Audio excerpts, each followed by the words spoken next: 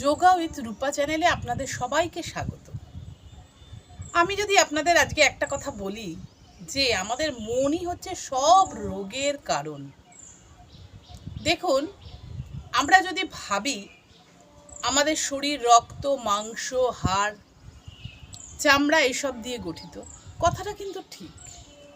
আবার রক্ত মাংস হাড় এগুলো সব বাদ দিয়ে দিন, তাহলে আপনার শরীরে সারা শরীর কি আছে? জাল। সারা শরীর হচ্ছে অসংখ্য শিরার জাল দ্বারা বেষ্টিত। সেই জালগুলোর মধ্যেই কিন্তু মাংস রক্ত হাড় সব লেগে থাকে। এই শিরা নাড়ি কিন্তু আমাদের যত রোগের উৎস। এই নাড়িকে শুদ্ধ কিন্তু ওষুধ দ্বারা করা যায় না। ওষুধ দিয়ে নাড়িকে নিস্তেজ করা যায়, কিন্তু নাড়িকে সঠিকভাবে অ্যাক্টিভ করে তোলার জন্য কিন্তু প্রাণায়ামের প্রয়োজন আছে। এই যে সারা শরীরের নাড়ি, একে আমরা শুদ্ধ করব কি করে? আমরা তো জামা কাপড় কাচি, ঘর পরিষ্কার করি, কিন্তু নাড়িকে কি শুদ্ধ করি না। নাড়িকে শুদ্ধ করার জন্য বায়ুর প্রয়োজন আছে। এই যে আমরা যে শ্বাস নিই, শ্বাস ছাড়ি, এটাই কিন্তু আমাদের প্রাণ, এবং এইটাই আমাদের নাড়িগুলোকে উদ্দীপ্ত করে, সক্রিয় করে তোলে। সায়েন্স অফ ব্রিথ, এই সায়েন্স অফ ব্রিথের কথা কিন্তু শিব বলেছিলেন পার্বতীকে, যে শ্বাসই হচ্ছে আমাদের শরীরের অন্তিম পর্যায়ে। দেখুন, একটা মানুষ যখন রেগে যায় তার কিন্তু প্রচণ্ড শ্বাস নিতে থাকে, ব্রিদিং বেড়ে যেতে থাকে। আবার একটা ঠান্ডা মাথার মানুষ, সে কিন্তু শ্বাস তার নর্মালভাবে হয়।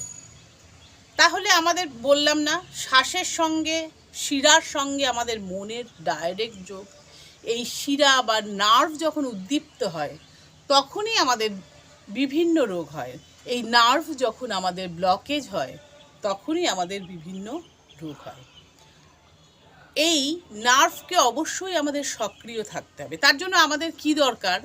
সবসময় আমরা মনে রাখবো আমাদের পজিটিভনেস, পজিটিভ ভাবনা, পজিটিভ চিন্তা, যেটা আমাদের নার্ভকে সক্রিয় রাখবে এবং আনন্দময় করে রাখবে। তার ফলে আপনার সারা কাজ হবে সুষ্ঠু সুসম্পন্ন। তার জন্য আমি অবশ্যই সারাদিনে কিছুটা সময় এই নার্ভকে সক্রিয় করার জন্য সময় দেব। কি করব? ব্রিদিং এক্সারসাইজ করব, অবশ্যই প্রেয়ার করব আমাদের গডের কাছে, ভগবানের কাছে। তিনি যাতে আমাদেরকে এই সুন্দর শরীর, সুন্দর মন, সুন্দর পরিবেশে আমাদেরকে আনার জন্য তাকে অনেক ধন্যবাদ দেব। সব সময় আমি পজিটিভ ভাববো। আপনি একজনের সঙ্গে নেগেটিভ ভাবলেন, তার সঙ্গে কিন্তু আপনার নেগেটিভ সম্পর্কই হয়ে যাবে। আপনি একজনের সঙ্গে পজিটিভ ভাবলেন, তার সঙ্গে যদি আপনার নেগেটিভ সম্পর্ক থাকেও সেটা কিন্তু পজিটিভ হয়ে যাবে। তো আপনার ভাবনা, আপনার মন, তার সঙ্গে আপনার শিরা, আপনার রোগকে আপনি নিজেই কন্ট্রোল করুন। রোগ সবার মধ্যেই থাকে, কিন্তু আপনার ভাবনাই বাড়িয়ে দেবে সেই রোগ বাড়বে না কমবে।